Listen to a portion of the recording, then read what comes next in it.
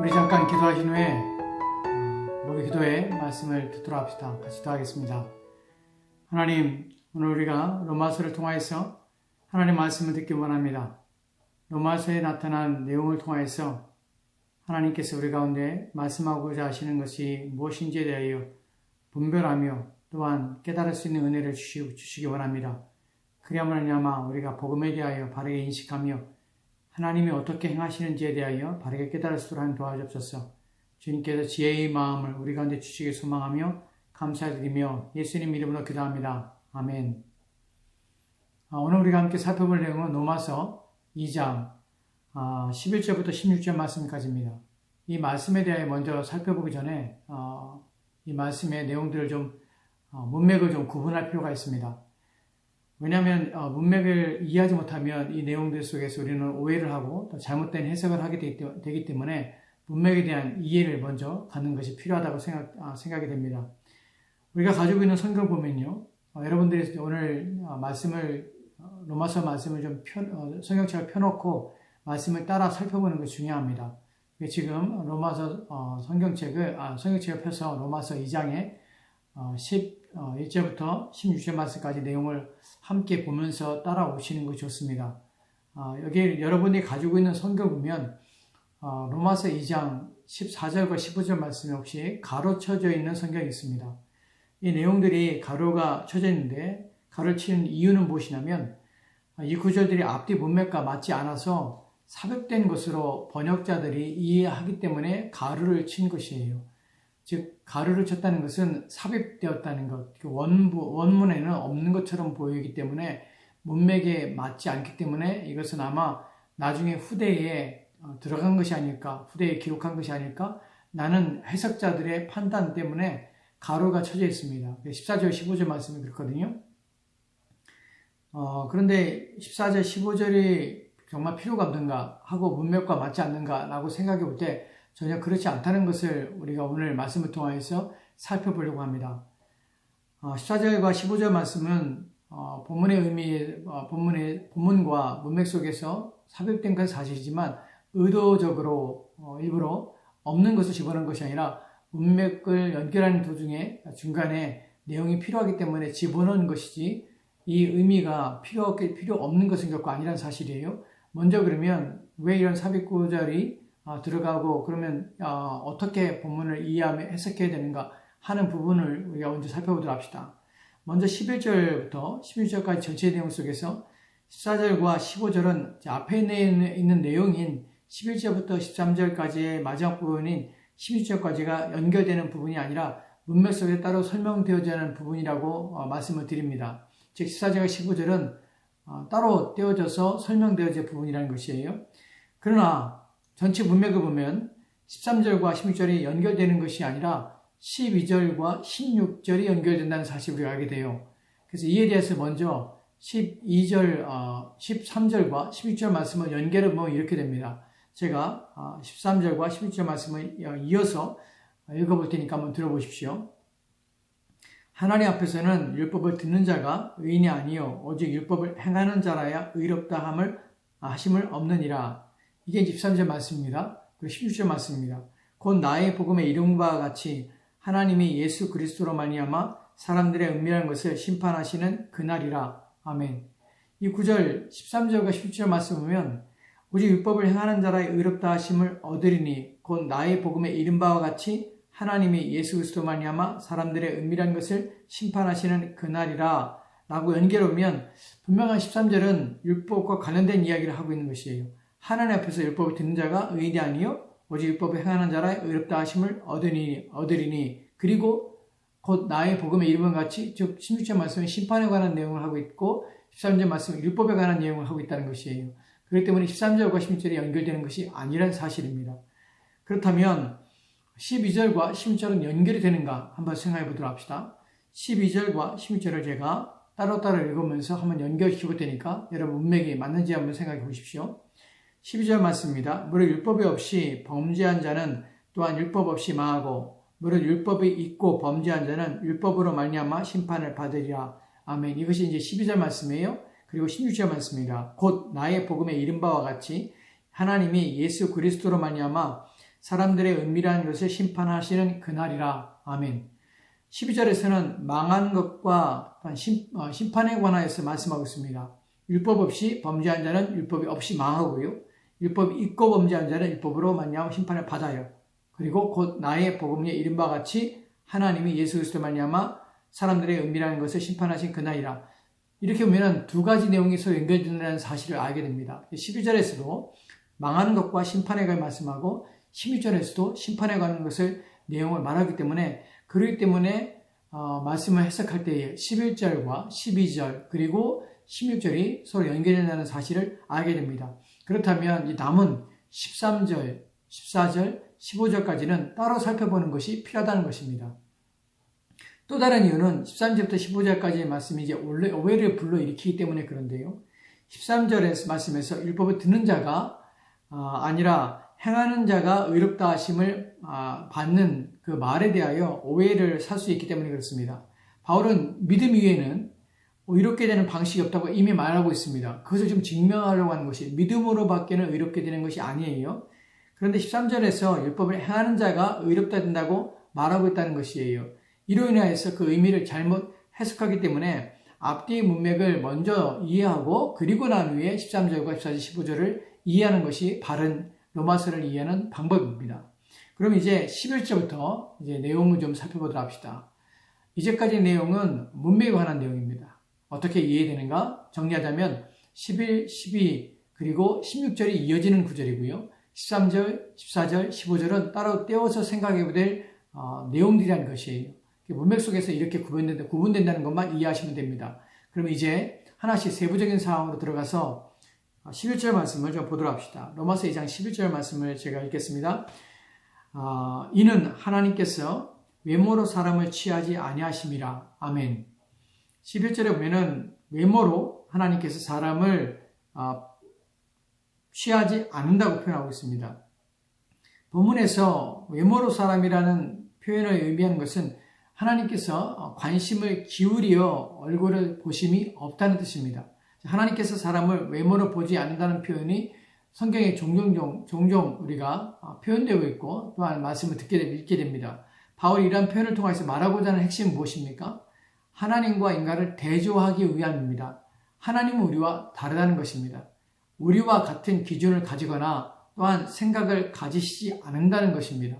타락 이후 인간의 생각과 판단은 온전하지 않기 때문에 사람들의 판단과 생각과 하나님의 생각과 판단은 다르다는 것을 지금 바울이 말하고자 하는 것입니다. 그 중에 모든 인간의 보편적인 사고 양식을 보면 자기 자신에 대하여는 항상 관대하다는 것을 우리는 알게 됩니다. 모든 사람이 그렇습니다. 자신에 관해서는 관대합니다. 또한 자신과 관련된 가족이나 친척이나 또한 친구들을 방어하려는 성향들을 가지고 있습니다. 그 보호하려는 성향들을 가지고 있지요. 거기에 편향된 마음을 가지고 있다는 것입니다. 그리고 더 나아가서 같은 사회적 부류에 속한 사람들이나 같은 계층이나 또한 같은 나라에 속한 사람들에 대하여 변호하려는 성향을 가지고 있습니다. 사실 우리도 이민자로서의 삶을 살면서 이런 것들을 우리도 모르게 하는 것을 보게 됩니다. 같은 한국인이라는 이유 때문에 조금 더 보호하고 조금 더 편향적인 생각을 가지려고 할 때가 있습니다. 또 지키며 또한 좋게 말하려는 또한 생각들과 마음을 가지고 있습니다. 이것은 우리만 가지고 있는 것이 아니라 모든 사람들이 가지고 있는 인류 보편적으로 가지고 있는 인간들의 서양들이라는 것이에요. 즉 우리는 판단과 생각은 우리의 생각과 판단은 치우쳐져 있다는 것입니다. 인간은 완전히 선입견을 없애는 것은 불가능하다는 것이 성경이 말하고 있는 것이에요. 그런데 문제는 하나님도 우리와 같다고 생각하는 것이 성경이 말하고 있는 우리의 문제입니다. 하나님도 우리와 같다. 즉 판단이나 평가나 분석이나 이해나 있어서 하나님도 우리와 같다고 여기는 것이 우리의 착각이라는 것입니다. 하나님께서는 전혀 우리와 같지 않다는 것이 지금 바울이 말하고자 하는 것입니다. 하나님께서는 절대로 외모로 사람을 판단하지 않습니다. 외모로 사람을 보거나 이해하거나 또한 생각하지 않습니다. 그분에게는 죄가 없으시기 때문에 그렇습니다. 죄로 인한 성향이나 편견이 없으신 것입니다. 그래서 그냥 그대로 있는 그대를 보게 되는 것이에요. 이것이 왜 우리한테 중요한가 하면 첫 번째로는 모든 인간들은 하나님의 진노에서 벗어날 수 없다는 것입니다. 유대인이나 헬라인이나 모두 다 그렇습니다. 유대인이라고 해서 하나님이 봐주는 것이 아닙니다. 헬라인이라고 해서 특별히 또한 봐주거나 또한 그들에게 또 어드밴티지를 주는 것이었고 아니란 사실입니다. 이익을 대변해주지 않습니다. 유대인이나 헬라인이나 똑같이 하나님은 취급하시며 똑같이 한다는 것이에요. 신실하신 하나님께서는 사람을 볼 때 정확하고 명확하게 사람을 봅니다. 그렇기 때문에 남편의 신실한 믿음 때문에 하나님이 그의 믿지 않는 아내나 자식들에게 편애를 가지고 판단하거나 또한 심판하거나 하는 일을 하지 않는다는 것이 아니에요. 믿는 또 아내 때문에 믿지 않는 남편을 심판하지 않는 것이 아닙니다. 또한 부모의 믿음 때문에 자녀를 심판하지 않는 것도 아닙니다. 하나님께서는 공평하다는 것이에요. 둘째로는 그렇기 때문에 우리는 반드시 모두는 복음이 필요합니다. 남편도 필요하고 아내도 필요하고 자녀들도 복음이 필요하며 예수 그리스도를 믿어야 하는 것입니다. 오직 복음으로밖에 의롭게 되는 일이 없기 때문에 그렇습니다. 셋째로는 절대로 복음을 떠나서 살면 안 된다는 것입니다. 왜냐하면 그렇게 되면 하나님의 심판을 받게 되기 때문에 그렇습니다. 이것이 우리가 하나님은 외모로 사람을 취하지 않는다는 것이 주는 말씀의 의미입니다. 12절은 이제 하나님께서 사람을 외모로 취하지 않는 것을 우리가 어떻게 알 수 있는가 하는 것에 대하여 말씀하고 있습니다. 하나님께서 외모로 사람을 취하지 않는 것을 어떻게 알 수 있는가? 12절을 제가 봉독하겠습니다. 무릇 율법 없이 범죄한 자는 또한 율법 없이 망하고 무릇 율법이 있고 범죄한 자는 율법으로 말미암아 심판을 받으리라. 아멘. 바울은 여기서 인류를 두 그룹으로 분류하고 있습니다. 먼저는 율법이 없는 그룹과 또한 둘째는 율법이 있는 그룹입니다. 다른 말로 해서는 유대인과 이방인으로 나눌 수 있다고 말할 수 있습니다. 이 말씀 속에서 우리가 알게 되는 것은 하나님의 심판은 모두에게 율법으로 말미암아 되는 것이 아니라 율법이 없는 이방인들은 율법 없이 하나님의 판단을 받을 것이고 이것을 통하여서 우리는 하나님께서 공정하시며 치우치지 않는 분이라는 사실을 알게 된다는 것이에요. 율법이 있는 유대인에게는 그 율법을 통하여서 심판하시는 것입니다. 우리가 이 구절을 생각할 때에 집중해야 하는 것이 있는데 바울이 이 말씀하는 목적에 대해서입니다. 율법이 없는 자들은 어떻게 구원을 받게 되는가 하는 것에 대하여 바울이 지금 말하고자 하는 것이 아니에요. 지금 바울은 율법이 없는 자는 율법이 없는 자나 율법이 있는 자나 둘 다에 대하여 그들의 범죄로 말미암아 하나님의 판단을 받게 된다는 것을 지금 말하고자 하는 것입니다. 율법이 없다고 해서 그는 행위로 구원을 얻을 수 있다는 말하는 것도 아니며 또한 본문이 말하고자 하는 의도도 아닙니다. 바울은 오직 사람을 외모로 취하지 않는 하나님께서는 어떻게 판단하시는가를 말할 때 율법이 없다고 해서 그 판단 기준이 없는 것이 아니며 율법을 가지고 있는 자에게는 그 가지고 있는 율법으로 판단하신다는 것입니다. 그 판단의 근거와 기준은 그들이 범죄한 죄에 대한 것이라는 것이에요. 이 점이 바울이 지금 말하고자 하는 것이에요. 율법이 없이 범죄한 것에 대하여 율법이 있고 범죄한 것에 대하여 그 판단 기준을 하나님은 편견이 없고 치우침이 없고 왜곡됨이 없이 바르게 둘 다 심판하신다는 것입니다. 하나님의 심판대 앞에서 그 판결의 기준이 되는 것은 오직 한 가지입니다. 바로 범죄함에 대하여이며 너는 죄에 대하여 어떠한가 하는 것입니다. 너의 삶이 어떠하였으며 내가 무엇을 행하는가 하는 것이 그 기준이 되는 것입니다. 심판은 오직 죄의 문제에만 관심을 가지고 주어질 것입니다. 만일 범죄하였으면 그것은 유대인이건 이방인이건 문제가 되지 않는 것이에요. 죄를 지었다면 그가 교회에 다니고 있건 그렇지 않건 문제가 되지 않습니다. 누구든지 죄의 문제를 해결하지 않는다면 그는 하나님의 심판에서 벗어날 수가 없다는 것입니다. 인간이 자신이 지은 죄의 문제에서 벗어날 수 있는 길은 무엇입니까? 오직 예수 그리스도밖에 없으며 예수 그리스도를 믿는 것밖에 없다는 것이에요. 이것이 바로 복음입니다. 즉 복음을 믿고 또 복음을 의지하며 복음 안에 거하며 복음에 따라 사는 것밖에는 인간에게는 다른 구원의 방식이 주어진 일이 없다는 사실입니다. 왜냐하면 죄는 단순히 우리가 인간에게 지은 것이 죄이지만 그것이 문제가 아니라 인간이 하나님을 믿지 아니하며 하나님을 대적하는 것이 죄이기 때문에 그래요. 하나님의 말씀에 순종하지 않는 것이 죄이기 때문에 그렇습니다. 하나님의 말씀에 따라 살지 않는 것이 죄입니다. 하나님 믿지 않는 것이 죄입니다. 바로 이러한 죄, 이 죄를 해결할 수 있는 유일한 길은 오직 예수 그리스도밖에 없다는 것이에요. 아무리 착한 일을 하고 아무리 선한 일을 하고 다른 사람에게 인정받을 만한 일을 하고 산다 할지라도 그가 하나님 믿지 않는다면, 그가 하나님에 대하여 하나님 앞에서 하나님이 원하시는 그 의로움에 도달하지 못한다면 그는 죄인인 것입니다. 즉 그리하여 모든 인간은 죄를 범하였기 때문에 하나님의 영광에 이르지 못했다고 말하는 것입니다. 모든 인간은 그리스도를 필요로 하며 믿어야 할 이유가 바로 여기 있습니다. 왜냐하면 죄는 우리가 어떻게 해결할 수 있는 길이 없기 때문에 그래요. 인간은 하나님을 찾지도 않고 구하지도 않는 상태에 놓였기 때문에 오직 하나님의 은혜로만 예수 그리스도를 믿을 수 있으며 또한 예수 그리스도의 복음을 들을 수 있으며 또한 그것을 순종하며 살 수 있는 그 길이 오직 예수 그리스도밖에 없다는 것이, 또 하나님의 은혜밖에 없다는 사실입니다. 그래야 복음은 모든 사람이 필요하며 모든 사람이 받아야 될 은혜의 말씀, 또한 생명의 말씀인 것입니다.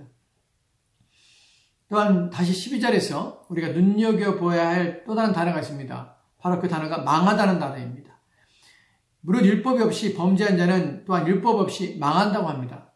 여기서 망한다는 말은 글자 그대로 망한다는 뜻입니다. 그러나 반드시 알아야 하는 것은 그 존재 자체가 없어진다는 말이 아니라는 것이에요. 즉 멸절되는 것이 아니에요. 사라지는 것이 아니에요. 영생의 반대의 몫을 차지하며 영원히 고통 가운데 있다는 것입니다. 즉 영생하는데 반대의 몫인 심판과 또한 진노와 또한 고통 가운데 있다는 것이에요. 우리가 여기서 다르게 표현되는 것을 성경을 통해서 우리가 발견되는데, 성경에서는 심판이라를 받는다라고 표현하고 있습니다. 앞서 율법 위에 없는 이방인들이 범죄하면 율법이 없이 망한다고 표현되고 있습니다. 그러나 모두 다 망하는 것은 아닙니다. 율법에 있는 자들의 경우 그들이 범죄하면 그들은 율법으로 말미암아 심판을 받는다고 또한 표현하고 있습니다. 왜 다른가 라는 것을 물을 수 있습니다. 율법이 없는 자들에게는 망하고 율법이 있는 자들은 심판을 받는다라는 표현이 왜 다른가 라는 것에 대한 의문점입니다. 이방인들은 망하고 유대인들은 심판을 받는 것이 무슨 차이가 있는가 하는 것입니다. 이는 하나님께서 유대인들에게 적용하시는 표준은 이방인들에게 적용하시는 표준보다 더 높고 엄격하다는 것을 의미합니다. 그러나 이 둘 사이에 궁극적인 운명이 차이가 나는 것은 결코 아닙니다. 둘 다 함께 불못에 던져지는 것은 동일합니다. 그렇다면 더 높은 표준과 더 엄격한 기준을 나타낸다는 것이 무엇인가 하는 것을 좀 생각해 보도록 합시다. 이것은 하나님께서 이방인들에게 요구하시는 것보다 유대인들에게 더 많은 것을 요구하신다는 것을 의미합니다. 왜냐하면 그들에게는 율법을 주셨기 때문에 그렇습니다. 이방인들은 율법을 가지고 있지 않기 때문에 있는 자들과 같은 기준으로 판단하는 것은 불공평한 것입니다. 그렇기 때문에 하나님께서는 유대인들에게는 더 엄격한 기준으로 그들을 판단하실 것입니다. 이와 같은 기준이 있을 것을 예수님께서는 이렇게 말씀하시는데, 누가복음 12장 41절과 48절을 보면 47절과 48절을 보면 이렇게 기록되어 있습니다. 여기에 두 부류의 종들에 대하여 구분하여 예수님께서 말씀하는 비유로 말씀하는 것을 보게 됩니다. 누가복음 12장 47절과 48절 말씀입니다. 주의 뜻을 알고도 준비하지 아니하고 그 뜻대로 행하지 아니한 종은 많이 맞을 것이요, 알지 못하고 맞을 일을 행한 종은 적게 맞으리라. 무릇 많이 받은 자에게는 많이 요구할 것이요, 많이 맡은 자에게는 많이 달라 할 것이라 라고 합니다. 본문에 보면 주의 뜻을 알고 준비하지 않은 종과 알지 못하고 맞을 일을 행한 종은 각각 다르게 대하는 것을 보게 됩니다. 알고 행하지 않은 종은요, 많이 맞고 또한 알지 못하고 맞을 일을 행한 종은 적게 맞습니다. 즉 결론에서 물은 많이 받은 자에게는 많이 요구하고 많이 맡은 자에게는 많이 달라 할 것이라고 주님께서 말씀하십니다. 바울이 말하고 있는 것이 바로 이것입니다. 율법을 가지고 있는 유대인들은 더 높은 수준의 판단이 있을 것이라는 것을 지금 예고하고 있는 것입니다. 그렇다면 이 기준에 따라서 우리는 어떻게 될 것인가 하는 것입니다. 이방인들보다 교회 안에 있는 사람들은 더 높은 기준으로 판단을 받게 될 것이며, 그 가운데서도 복음을 들은 자들은 더욱 높은 수준을 요구하고 있다는 것을 알아야 합니다. 복음을 더 깊이 알면 할수록 하나님의 은혜를 더욱 경험하면 경험할수록 그 책임과 의무는 더해지는 것이며, 하나님이 요구하시는 것은 더 크고 또한 높다는 것을 알아야 합니다. 그렇다면 아예 듣지 않는 것이 낫는 것이 아닌가라고 생각할 수 있습니다. 그러면 하나님의 판단 기준이 낮아질 수 있지 않을까 하는 어리석은 생각 때문인데, 우리는 범죄한 이방인과 율법을 가진 유대인들은 동일한 운명에 처해진다는 사실을 여러분은 아셔야 합니다. 복음을 듣지 않으면, 더 깊은 은혜를 경험하지 않으면 오히려 구원보다는 하나님의 심판과 진노에 더 가까워진다는 사실을 알아야 합니다. 오히려 복음을 듣고 더 많이 알고 더 가까이 함으로 심판에서 멀어질 수 있는 가능성이 더 많으며, 또한 복음을 기억하고 또한 복음을 깨달음 말미암아서 복음에 더 가까이 나아가 복음 아래 머물 수 있는 기회와 머물 수 있는 방식이, 또 머물 수 있는 길이 더욱 열려진다는 사실을 우리는 알아야 합니다. 그렇기 때문에 오히려 복음을 듣지 않는 것보다 복음을 듣는 것이 낫고, 복음을 더 들을수록 더 복음 앞에 가까이 나갈 수 있는 은혜의 기회가 있기 때문에 기회가 있는 대로 복음을 듣는 것이 옳은 것입니다. 듣지 않아도 또한 들어도 결국에는 둘 다 같은 운명에 처한다는 사실을 기억해야 합니다. 이제 마지막으로 16절 말씀으로 들어갑시다. 2장 16절 말씀을 제가 봉독하겠습니다. 곧 나의 복음에 이른 바와 같이 하나님이 예수 그리스도로 말미암아 사람들의 은밀한 것을 심판하시는 그날이라. 아멘. 이 구절은 11절부터 시작된 내용의 결론입니다. 심판이 있을 것이라고 지금 말씀하고 있는 것입니다. 그런데 여기서 중요한 것은 누가 심판자인가 하는 것입니다. 하나님께서는 예수 그리스도로 말미암아 사람들의 은밀한 것을 심판하신다고 합니다. 예수 그리스도께서 바로 심판자이시라는 것이에요. 요한복음 5장 22절 말씀을 보면 이렇게 기록되어 있습니다. 아버지께서 아무도 심판하지 아니하시고 심판을 다 아들에게 맡기셨으니 아멘. 본문에 보면은 예수님께서는 심판자로서 두 부류의 최종적인 운명을 결정지을 것입니다. 왜 그렇습니까? 아버지께서 아무도 심판하지 아니하시고 심판을 다 아들에게 맡기셨기 때문에 그렇습니다. 그렇다면 어떻게 예수님께서 심판장이 되셨는가 하는 부분을 생각해 보도록 합시다. 예수님은 어떻게 심판장의 권한을 얻게 되셨는가 하는 부분이에요. 사도행전 17장 30절과 31절 말씀은 이렇게 기록되어 있습니다. 제가 봉독하겠습니다. 알지 못하던 시대에는 하나님이 간과하셨거니와 이제는 어디든지 사람에게 다 명하사 회개하라 하셨으니 이는 정하신 사람으로 하여금 천하를 공의로 심판할 날을 작정하시고 이에 그를 죽은 자 가운데서 다시 살리신 것으로 모든 사람에게 믿을 만한 증거를 주었음이라 하니라. 아멘. 본문에 보면 알지 못했던 시대에는 하나님의 죄에 대해서 바로 심판하지 않으시고 간과하셨습니다. 모른 척 하셨다는 것이에요. 그러나 이제는 모두에게 명령하셨습니다. 뭐라고 명령하셨습니까? 회개하라고 명령하신 것이에요. 왜냐하면 정하신 사람으로 천하를 공의로 심판하는 날을 작정하셨기 때문입니다. 여기서 정하신 사람이 누구입니까? 그가 누구신가 하면 이분은 바로 죽은 자 가운데서 다시 살아나신 분으로 예수 그리스도 우리 주이십니다.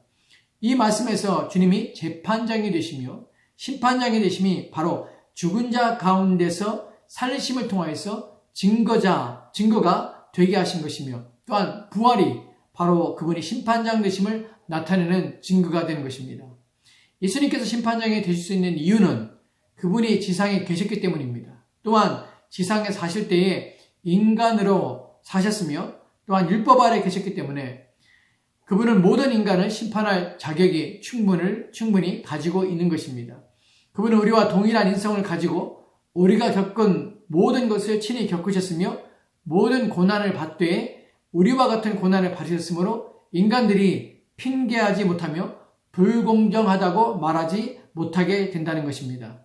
그분의 심판의 공정함은 겉으로 드러난 것으로 사람을 판단하시는 것이 아니라 은밀한 것들을 다 아시기 때문에 숨지 못하고 또한 감추지 못하기에 그분의 판단은 정직하며 또한 진실하며 참된 것입니다. 우리는 누구 앞에 서게 될지를 깊이 생각해야 합니다. 그분이 어떻게 우리를 판단하실지를 깨닫고 두려움으로 우리의 날들을 보내야 할 것입니다. 마음의 동기와 생각조차도 주님 앞에 다 드러나게 될 것이며 감추지 못할 것입니다. 그렇기 때문에 마음의 생각조차도 주의를 기울여야 합니다. 주님의 심판 앞에 어떻게 서야 할지를 주의를 기울이며 살아야 하는 것입니다. 이것이 복음이라는 것을 또한 기억해야 합니다. 그렇습니다. 이 말씀처럼 주님께서는 우리를 심판자이기 때문에 우리의 모든 생각과 마음을 판단하시며 아시는 분이시기에 우리가 마음에 감춤이 없이 숨김없이 다 드러날 것을 성경이 말하고 있습니다. 우리의 생각과 우리의 마음 속에 숨겨진 것조차도 드러나 하나님의 심판을 받게 될 것이며 심판자이신 주님 앞에서 모든 것이 드러나 우리의 마음과 생각에 따라 또한 하나님의 말씀에 순종하지 않은 것에 대하여 우리는 하나님의 그 진노의 대가를 받게 될 것입니다. 그렇기 때문에 이러한 말씀들에 대하여 주의를 가지고 깊이 생각하여 우리 자신을 깨어있게 하고 하나님 말씀 앞에 세우어 우리 자신의 마음과 생각을 주의를 기울여 우리가 마땅히 생각할 이상을 생각하지 아니하고 우리 마음에 두지 말할 것을 두지 않는 우리가 되어야 될 것입니다. 우리는 어리석은 자이 아니라 종말의 때를 살아갈 때 지혜로운 자로서 하나님 앞에 서야 되는 것입니다. 바울이 지금 16절에서 내 복음에 이긴 것처럼 이라는 말씀을 우리는 기억해야 합니다. 복음에는 하나님의 진노와 심판이 있으며 회개하라는 명령이 담겨져 있습니다. 복음은 아무렇게나 해도 괜찮으며 하나님께 다 용서해 주실 것이라는 약속이 복음이 아닙니다. 복음은 이 땅에 잘되고 평안하며 또한 성공할 것을 보장해 주지 않습니다. 복음은 진리대로 심판하시는 하나님의 진노가 보이고 또한 드러나고 또한 나타나기 때문에 회개를 요청하는 것입니다. 그러므로 행위가 아닌 믿음으로 말미암는 의롭게 되는 은혜가 이 복음 안에 담겨져 있는 것입니다. 우리는 복음을 믿어야 하는 것입니다. 부르실 때에, 은혜의 때에 이 복음을 귀담아 들어야 되는 것입니다. 이 복음을 믿고 또 이 복음을 안에 사는 저와 여러분이 되어야 하는 것입니다. 우리는 이 복음을 지금 듣고 있습니다. 복음에 대해 배우고 있습니다. 이것을 듣을 때 여러분의 마음을 여시고 이 복음이 내게 필요하며 이 복음이 없이는 내 영혼과 내 육체가 결코 안전하지 않다는 사실, 이 땅을 떠나는 그날에 또 이 땅에 사는 동안에 하나님의 진노와 심판이 끊임없이 우리 가운데 있을 것이라는 사실을 기억하시고 우리의 남은 날들을 이 복음을 듣고 복음을 배우며 복음 안에 살며 복음을 따라 순종하며 사는 저와 여러분의 삶이 되었으면 좋겠습니다. 기도하겠습니다. 하나님, 오늘 우리 주의 말씀을 통하여서 사람을 외모로 판단하지 아니하시며 외모로 보지 아니하시고 하나님의 기준과 또한 하나님이 정하신 판단에 따라 편애를 하지 아니하시고 기울이지 아니하시고 또한 편견해야지 편견을 가지 아니하시고 바르고 온전하게 하나님의 기준에 따라 심판하신다는 사실을 알게 하옵소서. 두렵고 떨림으로 우리가 복음을 듣고 회개하며 하나님 말씀 앞에 순종하며 그리스도 예수를 의지하며 믿음으로 사는 일에 온 힘을 기울여 하나님의 진노의 날의 심판의 날에 그 앞에 서는 일이 없도록 한 도와주옵소서. 오직 은혜로우신 우리의 재판장이신 주님 앞에 서서 그 은혜로우신 그 자비하신 그분과 함께 영원히 사는 우리 모두가 되도록 주여 도와주시기 원합니다. 주께서 이 일이 우리 가운데 일어나도록 끊임없이 깨어 기도하며 하나님 말씀에 귀를 기울이는 삶을 살도록 도와주시옵소서. 주께서 함께하기 원하며 예수님 이름으로 기도합니다. 아멘.